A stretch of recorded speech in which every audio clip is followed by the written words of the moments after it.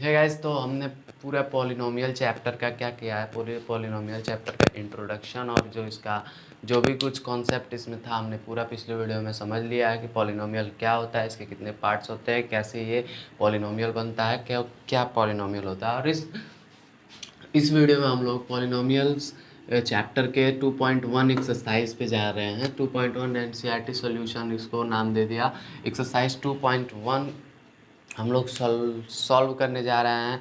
पिछले वीडियो में हम लोगों ने देखा था कि पॉलिनोमियल क्या होता है। तो पॉलिनोमियल वो अलजेब्रिक एक्सप्रेशन होता है जिसके वेरिएबल्स की पावर एक धन पूर्णांक होती है या फिर होल इंटीजर होती है। तो चलिए इस एक्सरसाइज 2.1 को हम लोग सॉल्व कर लेते हैं। देखिए, अगर आपके पास कॉन्सेप्ट है तो कॉन्सेप्ट अगर आपको उसका पूरा क्लियर है तो सवाल में कोई दिक्कत नहीं आनी चाहिए। जिसको सवाल में दिक्कत आए उसका कॉन्सेप्ट क्लियर नहीं है। तो चलिए सवाल को लगाते हैं। तो ये हमारा एक्सरसाइज 2.1 का पहला सवाल आपके सामने है। क्या है? Which of the following expressions are polynomial in one variable and which are not? State reasons for your answer. ये आपके बुक में पहला क्वेश्चन दिया है कि फाइंड आउट करिए कि इसमें से कौन सा अलजेब्रिक एक्सप्रेशन एक पॉलिनोमियल, एक चर में एक बहुपद, एक चर में एक पॉलिनोमियल इन वन वेरिएबल है और कौन सा नहीं है। और अपने सवालों के लिए मतलब अपने आंसर के लिए कारण भी दीजिए। चलिए इसको सॉल्व कर लेते हैं। तो पहला हमारा एक्सप्रेशन जो है वो है 4x square 3x 4x square minus 3x plus 7। ये हमारा पहला एक्सप्रेशन है। तो पहला एक्सप्रेशन का मतलब क्या? अब इसको देखिए ये पॉलिनोमियल है या नहीं। तो पॉलिनोमियल को फाइंड आउट करने के लिए हमने क्या रूल्स देखे थे कि हमारी वेरिएबल्स की पावर है वो हमारी हमेशा होनी चाहिए एक होल नंबर। तो इसमें वेरिएबल क्या है? हमारा एक्स है।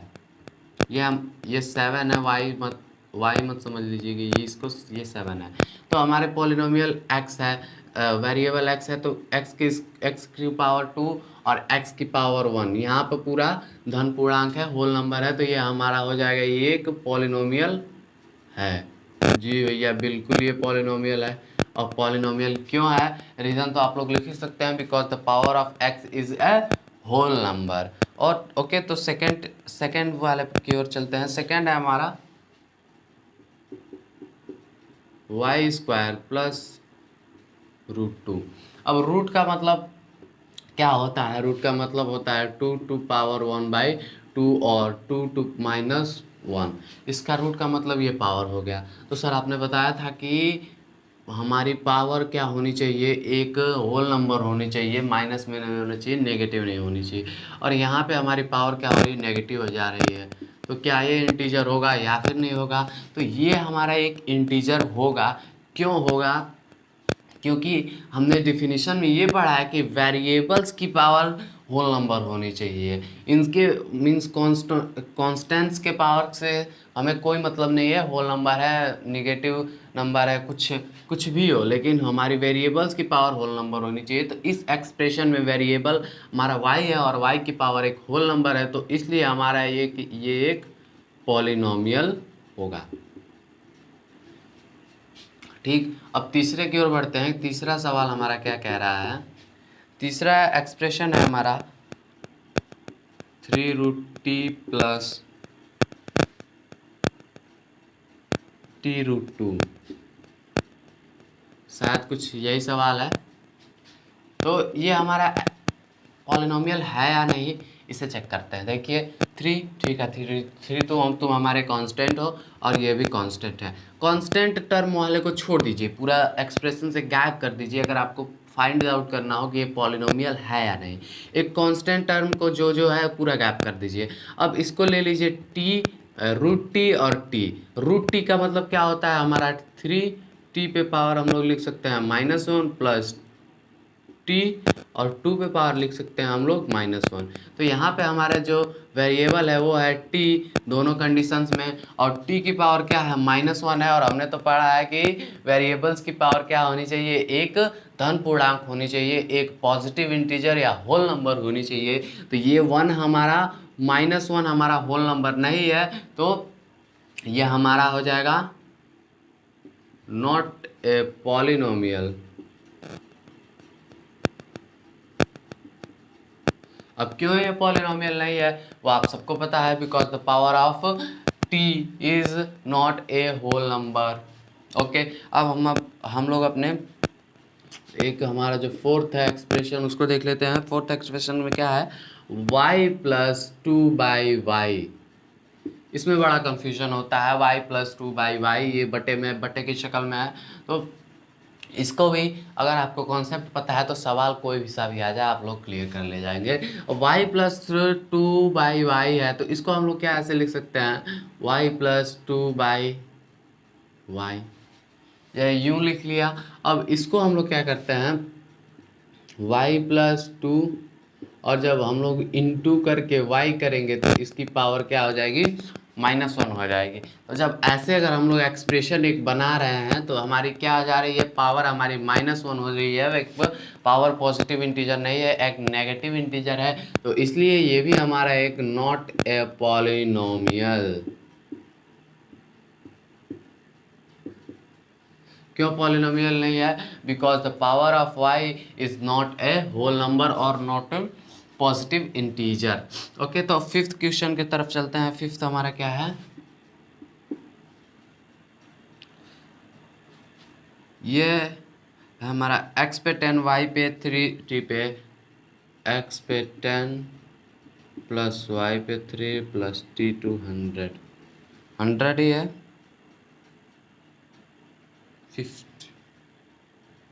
50 है। तो ये हमारा क्या है, इसमें तो हम लोग पहले वेरिएबल्स को पकड़ते हैं, वेरिएबल x, y और t। ओके ठीक है, वेरिएबल्स हैं हमारे, और वेरिएबल्स इसमें कोई कांस्टेंट नहीं दिख रहा है, चलिए कांस्टेंट को हटा दीजिए। अब वेरिएबल्स की पावर की तरफ ध्यान देते हैं, ये 10 है, ये 3 है, ये 50 है।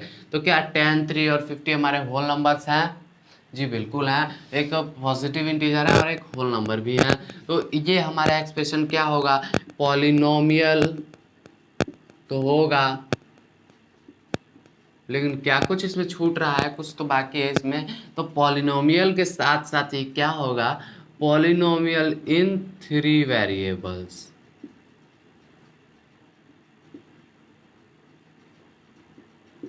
ध्यान दीजिए, क्वेश्चन को पढ़ना सबसे ज़रूरी है। हमने इसमें हमें पूछा था कि कौन से एक्सप्रेशन पॉलिनोमियल्स इन 1 वेरिएबल हैं, तो ये पॉलिनोमियल इन 3 वेरिएबल है। तो हम लोग इससे पॉलिनोमियल तो लिख देंगे, लेकिन इसके आगे लिख देंगे पॉलिनोमियल इन 3 वेरिएबल्स। तो क्वेश्चन 1 हमारा पूरा कंप्लीट हो चुका है। अब क्वेश्चन 2 की तरफ चलते हैं, अगर आपको स्क्रीनशॉट लेना हो तो ले सकते हैं। चलिए अब क्वेश्चन नंबर 2 के तरफ चलते हैं कि क्वेश्चन नंबर हमारा 2 क्या कह रहा है।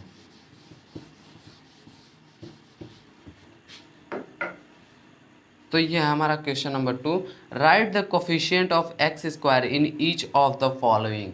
क्या बोल रहा है ये क्वेश्चन हमारा, x² के कोफिशिएंट लिखिए, गुणांक लिखिए। गुणांक क्या होता है ये तो आपको पता ही है। Right the coefficient of x² in each of the following. Following में x² के हमारे कोफिशिएंट लिखने को बोलना है। तो फर्स्ट वाला हमारा क्या है, फर्स्ट है 2 + x², 2 + x² + x। तो इसमें x² का कोफिशिएंट लिखना है। Right the coefficient of x²। Okay, इसमें x² का कोफिशिएंट लिखना है, तो 2 हो गया हमारा। कोफिशिएंट का मतलब हमने क्या समझा था, कोफिशिएंट को हिंदी में गुणा बोलते हैं, गुणांक बोलते हैं। और गुणांक का मतलब हमने देखा था गुणा धन अंक। देखिए, कोई भी मुश्किल से मुश्किल टर्म हो उसको काट पीट के छोटा कर दीजिए, उसकी बेइज्जती करके एकदम उसको भेज दीजिए कि भैया तुम क्या हो, हमारे सामने कुछ भी नहीं हो, तुम बहुत बड़े 30 मार्क हो मैथमेटिक्स में, लेकिन हमारे सामने तुम कुछ नहीं हो। तो गुणा को तोड़ दिया हमने गुणाधन अंक में। अब गुणाधन अंक का मतलब क्या होता है कि वह अंक जिससे हमारे वेरिएबल्स में गुणा हुआ है। अब यहाँ तो हमें कोई अंक दिख ही नहीं रहा है, इनविजिबल है, कहाँ गए भैया, तो इसको फाइंड आउट कर लेते हैं। तो इसको क्या हम लोग ऐसे लिख सकते हैं 1 into x square plus x, क्योंकि 1 तो हमारे यहाँ पे छुपा हुआ था, यहाँ पे 1 से अगर इसमें मल्टीप्लाई भी करें तो हमारा एक्स स्क्वायर ही आएगा। तो ये हमारा अंक मिल गया जिसका गुणा हुआ था। तो ये हम यहाँ लिख सकते हैं coefficient of x square is 1।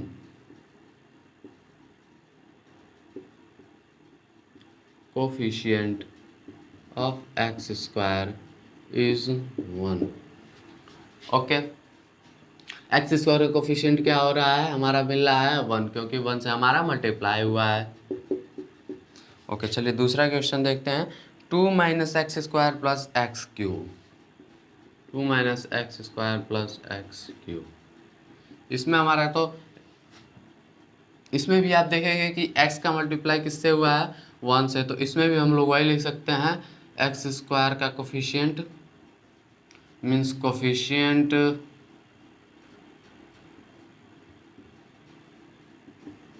Of x square is 1। Okay, अब थर्ड वाले क्वेश्चन की तरफ चलते हैं। थर्ड वाला क्वेश्चन क्या कह रहा है, π/2 एक्स स्क्वायर प्लस एक्स। अब इसमें हमारा एक्स स्क्वायर का मल्टीप्लिकेशन किससे हुआ है π/2 से, तो π/2 को हम लिख लेते हैं π/2 is the coefficient of x square, means x square का कोफिशिएंट क्या है हमारा π/2 है। और हमारे अब फोर्थ वाले क्वेश्चन की तरफ चलते हैं कि फोर्थ वाला हमारा क्वेश्चन क्या बोल रहा है।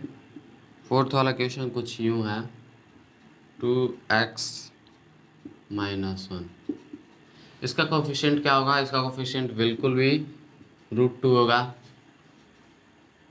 इसका कोफिशिएंट √2।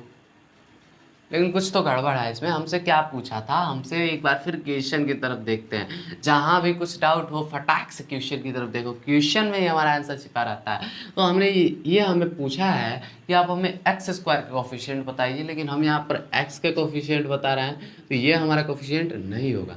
एक्स स्क्वायर का कोफिशिएंट क्या होगा, इसमें तो एक्स स्क्वायर दिख ही नहीं रहा है, एक्स स्क्वायर भैया नहीं दिख रहा है। तो क्या हम इस एक्सप्रेशन को ऐसे लिख सकते हैं प्लस या माइनस 0x², क्योंकि अगर जीरो में हम जीरो में एक्स स्क्वायर का मल्टीप्लाई करें तो जीरो हमारा पूरा जीरो बना देता है। जीरो ही सबसे बड़ा बाहुबली है, पूरे मैथमेटिक्स का हीरो क्या है, जीरो, क्योंकि जीरो सबको अपने अंडर लिख क्या बना देता है, जीरो। तो इसीलिए 0 इंटू कोई भी संख्या करिए वो हमेशा जीरो हो जाएगी, ये प्रॉपर्टी ऑफ जीरो के अनुसार होता है।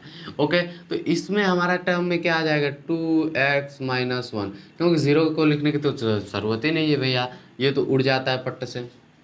तो इसमें हमारा एक्स स्क्वायर का कोफिशिएंट क्या होगा, ध्यान दीजिएगा, द कोफिशिएंट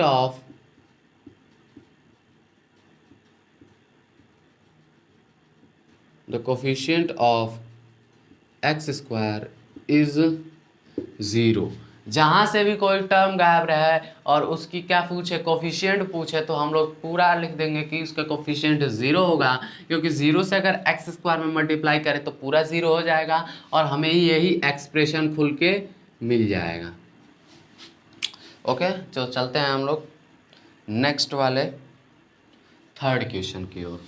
थर्ड क्वेश्चन क्या हुआ, हमारा बोल रहा है हमने 1, 2 और थर्ड क्वेश्चन ही सॉल्व करना है, और अगला 4th एंड 5th हम लोग अगले वीडियो में सॉल्व कर लेंगे, क्योंकि वीडियो बहुत ही लेंथी हो जाएगा, आपको मज़ा भी नहीं आएगा इसको देखने में। तो 3 हमारा क्वेश्चन क्या कह रहा है, 3 बोल रहा है give 1 example each of A binomial of degree 35 end of monomial of degree 100। क्या बोल रहा है कि एक बाइनोमियल लिखिए जिसकी डिग्री क्या हो 30 हो,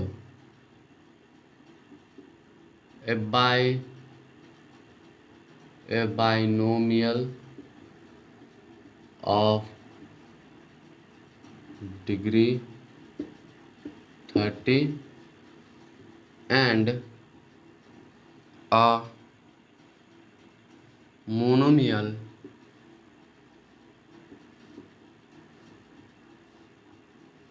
of degree 100। चलिए, आप बाइनोमियल और मोनोमियल को रिकॉल कर पा रहे हैं पिछली वीडियो से। पिछली वीडियो में हमने क्या पढ़ा था? बाइनोमियल, बाई का मतलब हमने देखा था दो द्विपद, बाइनोमियल का मतलब हम लोगों ने देखा था द्विपद, और बाई से हमारा क्या बनाया था? बाई से हमारा बना था बाइनरी, और बाइनरी का मतलब हमें क्या पता है कि दो चीज़ों का जोड़ा जो हमारा होता है बाइनरी कहलाता है। और बाई का मतलब क्या होता है? दो चीज़ होते हैं।